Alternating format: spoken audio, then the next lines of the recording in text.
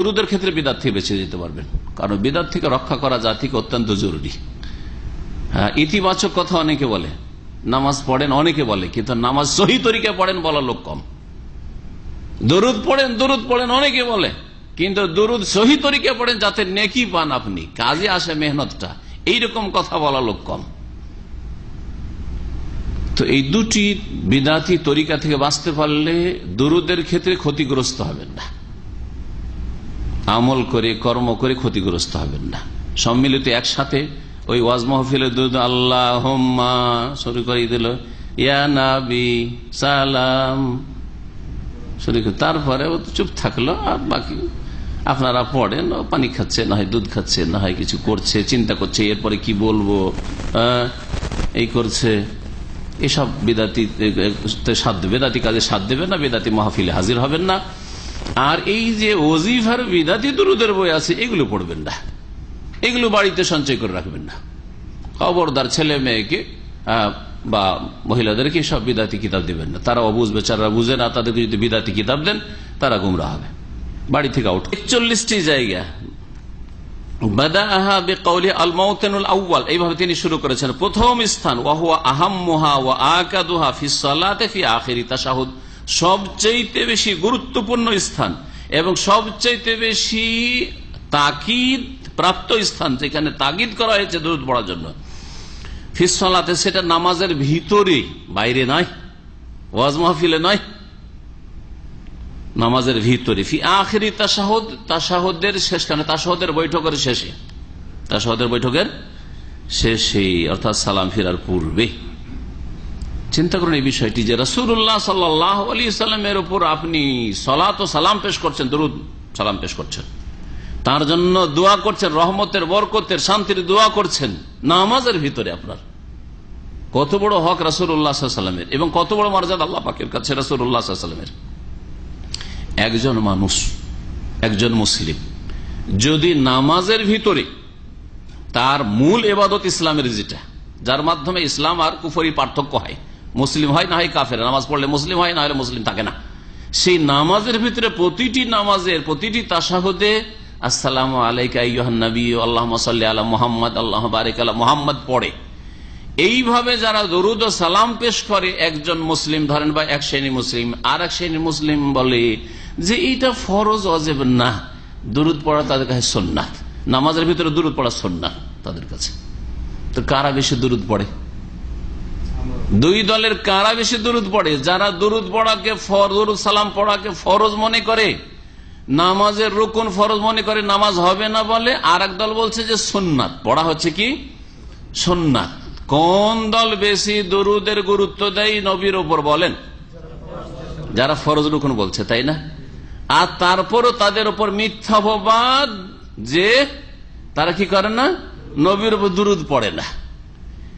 এবং উর্দুতে এবং বাঙালি বিদাতীদের কাছে তাদের এই বিদাতি আর এই মিথ্যাবাদের একটা বাক্য আছে, ওয়াহাবি মারদুদ না ফাতেহা না দুরুদ।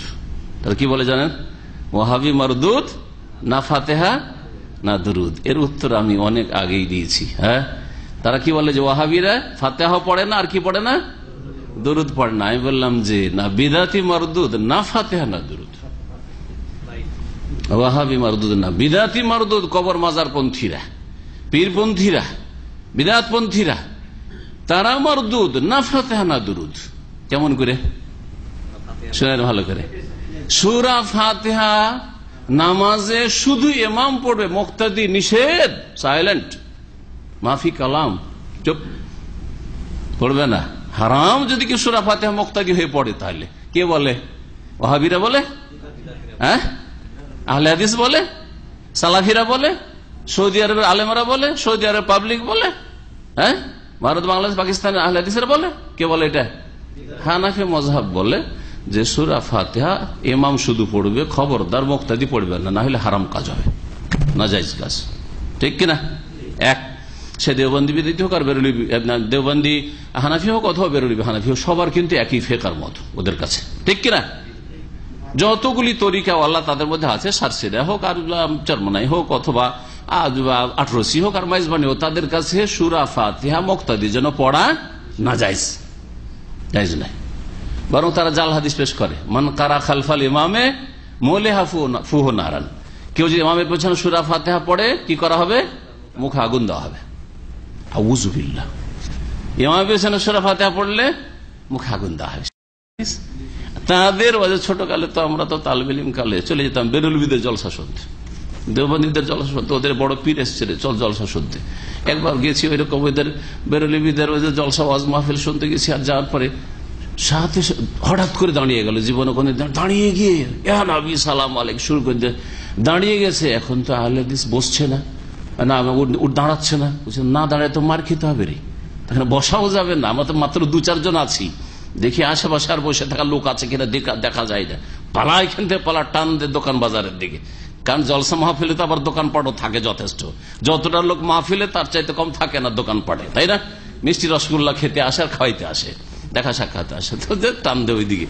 যতক্ষণ ওদের বিদাত হয় নবী তশরিফ নিয়েছেন, নবী হাজির নাজির হয়ে গেছেন, এখন নবীর একটা খালি চেয়ার রাখা আছে, পরে উনি আসবেন। নবী এখন হাজির হয়েছে, তশরিফ নিয়েছেন, আপনারা দাঁড়িয়ে যান, দাঁড়িয়ে যান। বক্তা সাহেব বলছে, পীর বলছে, সব দাঁড়িয়ে গেছে, আর ইয়া নবী সালাম আলাইকুম শুরু হয়ে গেছে, কিয়াম আর মিলাদ শুরু হয়ে গেল। জি বলেন যে বিদাতীদের অবস্থা, সূরা ফাতিহা তাদের কাছে পড়লে অপরাধ হয়, সূরা ফাতিহা পড়লে কি হয়? অপরাধ হয়। আর উল্টো মিথ্যা অপবাদ দেয় যে ওয়াহাবিরা সূরা ফাতিহা পড়ে না। দুরুদের হুকুমটা জানেন, তাদের কাছে দুরুদ পড়া সুন্নাত, নামাজের ভিতরে দুরুদ পড়া হানাফি ফিকহাতে সুন্নাত। দেওবন্দি হোক অথবা বেরলভী হোক, যে কোনো তাদের তরিকা, যতগুলি তরিকা 5 ভাগে ভাগ করি, সবগুলির কাছে একই মত। তারা হানাফিদেরকে যে 5 ভাগে ভাগ করেছি আমি, তো ওদের সবার মত হচ্ছে যে দুরুদ পড়া কি তাদের কাছে সুন্নাত। তাশাহুদ পড়াও তাদের কাছে তেমন ফরজ নাই, কারণ তাদের কাছে ফরজ হচ্ছে মেকদারুত তাশাহুদ, বসা, তাশাহুদের সমান বসলেই হবে, তাশাহুদের সমান বসলেই হবে, আর তাশাহুদ ফরজ নাই তাদের কাছে। সুতরাং আসসালামু আলাইকা আইয়ুহান নবীও তাদের কাছে ফরজ নয়, আল্লাহুম্মা সাল্লি আলা মুহাম্মাদ আল্লাহুম্মা বারিক আলা মুহাম্মাদও তাদের কাছে ফরজ নয়। যারা ওয়াহাবি বলে গাল দেয় তাদের কাছে, তো তোমাদের কাছে নামাজের ভিতরে যেখানে জরুরি সেখানেই দুরুদের গুরুত্ব নাই, সূরা ফাতিহা পড়ার অনুমতি নাই, আর যারা পড়ে তাদের উপর উল্টা দোষ, তোমাদের দোষটা ওদের উপর চাপিয়ে দিলে উল্টো দোষটা এরকমই করে। আজকালকার দুনিয়াতে যারা চুরি করে, যারা খুন করে, তারা এইসব দোষগুলি অন্যদের উপর চাপিয়ে দেয়, নির্দোষীদের উপর চাপিয়ে দেয়, নিজে না নির্দোষী হওয়ার জন্য, যাতে করে আমাদের সম্পর্কে কেউ চিন্তা না করে, কারণ আমরাই ক্লেম করেছি আগে, বোঝা গেছে? তো অথচ সৌদি আরব আলেমদের কাছে শোনেন, হাম্বলি মাযহাবে শোনেন, সালাফিদের মাযহাবে শোনেন, মুহাদ্দিসিনে কেরামদের মত শোনেন যে তাশাহুদ ছাড়া, আত্তাহিয়াতু ছাড়াও নামাজ হয় না, আর আল্লাহুম্মা সাল্লি আলা মুহাম্মাদ আল্লাহুম্মা বারিক আলা মুহাম্মাদ ছাড়াও নামাজ হয় না। দুটি রুকুন, 14টা রুকুনের 2টি রুকুন, জানা আছে তো আপনাদের 14টা যে রুকুন, তাদের কাছে এই 2টো রুকুন নাই। তাশাহুদের সমান বসলে হবে, এটা হচ্ছে ফরজ তাদের কাছে। প্রথম জায়গা বলা হলো